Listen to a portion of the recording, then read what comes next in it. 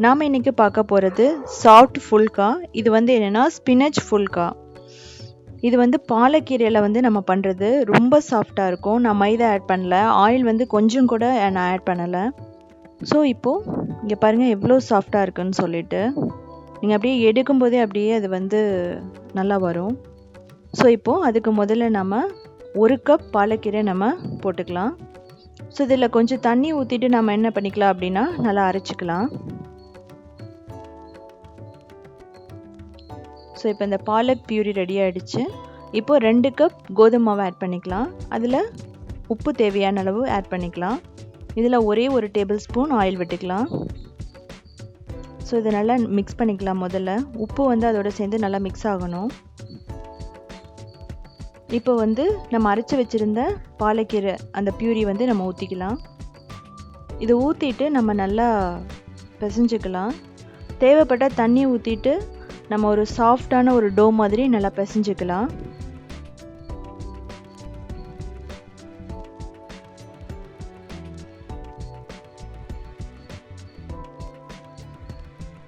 So இது இப்போ maximum ready ஆகிடுச்சு.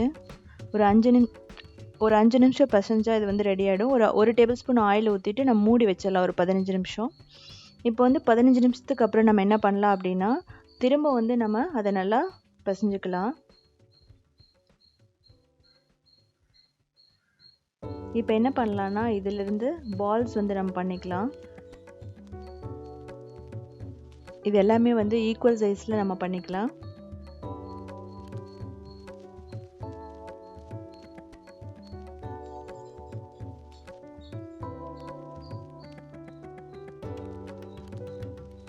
ஸோ இப்போது நம்ம என்ன பண்ணலான்னா கொஞ்சம் மாவு தூவிட்டு நம்ம இதை வந்து ரொம்ப திக்காகவும் இல்லாமல் ரொம்ப தின்னாகவும் இல்லாமல் நல்லா தேய்ச்சிக்கலாம்.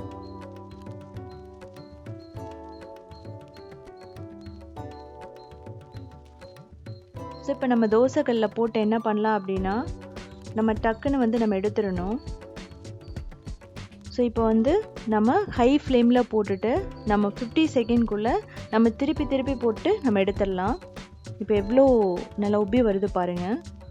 ஸோ நெக்ஸ்ட்டு நம்ம தேய்ச்சதை திரும்ப வந்து இந்த தோசைக்கல்லில் போட்டு நம்ம என்ன பண்ணலாம் அப்படின்னா திருப்பி விட்டுக்கலாம். இதில் ஆயில் தேவை கிடையாது.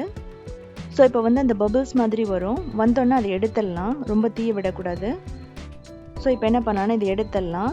அதே மாதிரி ஹை ஃப்ளேமில் போட்டுட்டு நம்ம என்ன பண்ணலான்னா இது உப்பி வரும்போது திருப்பி போட்டுக்கலாம். ஸோ இப்போ எடுத்துடலாம். ஸோ சாஃப்டான ஸ்பினச் ஃபுல்கா ரெடி ஆகிடுச்சு. ஸோ இப்போ வந்து மினி ஃபுல்கா எப்படி செய்கிறதுன்னு பார்க்கலாம். ஸோ அதே மாதிரி நம்ம போட்டுக்கிறோம்.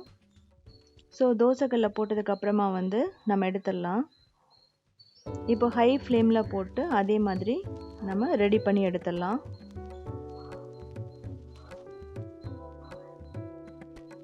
ஸோ ரொம்ப நேரம் இதில் விடக்கூடாது. இது ரொம்ப நேரம் விட்டால் என்ன ஆகும்னா அது ஹார்ட் ஆகிடும்.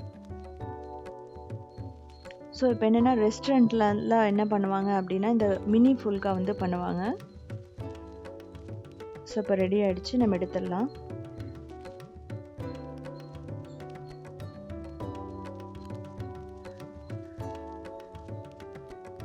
ஸோ எவ்வளோ பர்ஃபெக்டாக வருது பாருங்கள். இதை வீட்டில் செஞ்சு பாருங்கள். ஒரு நாள் ஃபுல்லாமே ரொம்ப நல்லாயிருக்கும், சாஃப்டாகவே இருக்கும். ஸோ பாருங்கள் எப்படி வந்து நல்லா அப்படியே சாஃப்டாக இருக்குன்னு சொல்லிட்டு.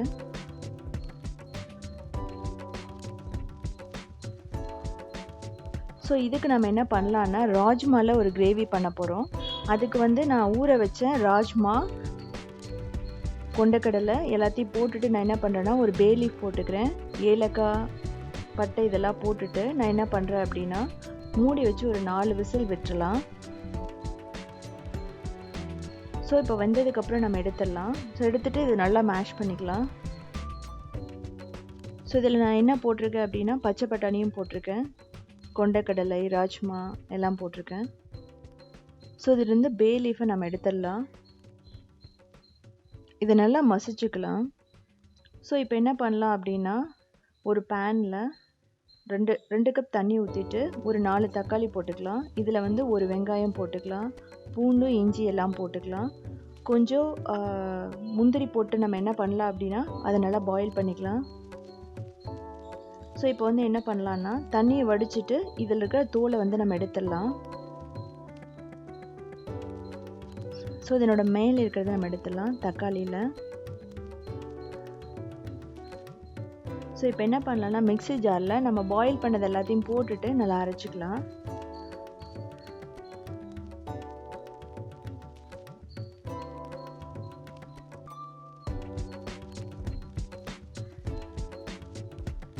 ஸோ இப்போ பியூரி ரெடி ஆகிடுச்சு. நம்ம ஒரு பேனில் என்ன பண்ணலான்னா ஒரு 2 டேபிள் ஸ்பூன் ஆயில் ஊற்றிக்கலாம், பட்டர் போட்டுக்கலாம், கியூமின் ஆட் பண்ணிக்கலாம், அதுக்கப்புறம் பே லீஃப், கார்டமாம், அதுக்கப்புறம் பச்சை மிளகாய் இதெல்லாம் போட்டுக்கலாம். இதை போட்டுட்டு நல்லா வதக்கிக்கலாம். அதுக்கப்புறம் நம்ம அரைச்சி வச்சுருந்த இந்த பியூரி வந்து நம்ம ஊற்றிக்கலாம். ஸோ இது ரொம்ப இன்ஸ்டண்ட்டாக பண்ணிடலாம். இது வந்து ரெஸ்டாரண்ட் ஸ்டைல். பட் நான் வந்து என்னென்னா க்ரீம் யூஸ் பண்ணலை. ஸோ இது ஒரு 5 நிமிஷம் வந்து நமக்கு பாயில் பண்ணால் இது வந்து நல்லா ரெடி ஆகிடும்.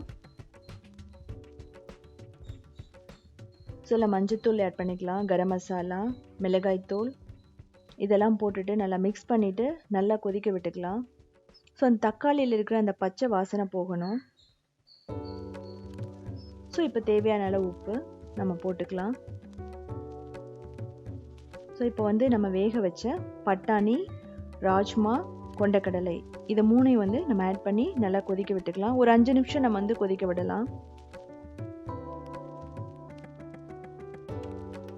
ஸோ இது ரெடி ஆகிடுச்சு. நம்ம வந்து கசூரி மேத்தி நம்ம ஆட் பண்ணிக்கலாம், அதுக்கப்புறம் கொத்தமல்லி ஆட் பண்ணிக்கலாம். ஸோ இதெல்லாம் மிக்ஸ் பண்ணிவிட்டு என்ன பண்ணலான்னா நம்ம ஆஃப் பண்ணிடலாம்.